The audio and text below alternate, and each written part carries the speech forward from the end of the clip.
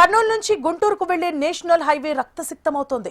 వాహనదారులను హెచ్చరించాల్సిన సూచిక డ్రమ్ములే ప్రాణాలు తీసే యమపాసాలుగా మారుతున్నాయి. వరుస ప్రమాదాలతో బాధిత కుటుంబాలు రోడ్డున పడుతున్నాయి. అధికారుల నిర్లక్ష్యంపై స్థానికులు నిప్పులు చెరుగుతున్నారు. అమాయకుల ప్రాణాలు పోతుంటే ఇలాగే చూస్తూ ఉంటారా, చర్యలు తీసుకోరా అని ప్రజలు మండిపడుతున్నారు. నంద్యాల జిల్లా ఆత్మకూరులోని బొందిలిగిరి ప్రాంతానికి చెందిన శ్రీను అనే వ్యక్తి లారీ క్లీనర్ గా పనిచేస్తూ జీవనం సాగిస్తున్నాడు. పని ముగించుకుని బైక్ పై తిరిగి వస్తుండగా పాములపాడు మండలం భానుముక్కల టర్నింగ్ వద్ద విధి వంచింది. హైవేపై భద్రత కోసం పెట్టిన సూచిక డ్రమ్ములను బైక్ బలంగా ఢీకొట్టింది. ఈ ప్రమాదంలో శ్రీను అక్కడికక్కడే ప్రాణాలు విడిచాడు.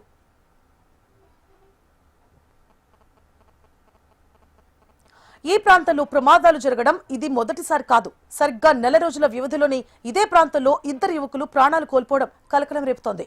డిసెంబర్ 14న అదే ప్రదేశంలో డ్రమ్ములను ఢీకొని ప్రశాంత్ అనే యువకుడు మృతి చెందాడు.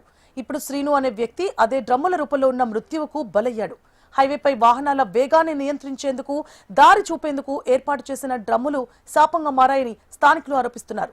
ఇక రేడియం స్టిక్కర్లు లేకపోవడం, రాత్రి వేళల్లో వాహనదారులకు డ్రమ్ములు సరిగ్గా కనిపించకపోవడమే ప్రమాదాలకు ప్రధాన కారణమంటున్నారు.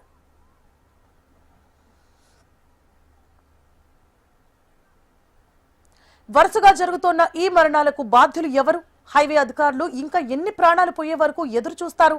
ఇప్పటికైనా ఉన్నతాధికారులు స్పందించి భానుముక్కల టర్నింగ్ వద్ద శాశ్వత భద్రతా చర్యలు చేపట్టాలని, వెలుతురు లేని చోట సరైన సిగ్నల్స్ ఏర్పాటు చేయాలని బాధితుల కుటుంబ సభ్యులు, స్థానికులు డిమాండ్ చేస్తున్నారు.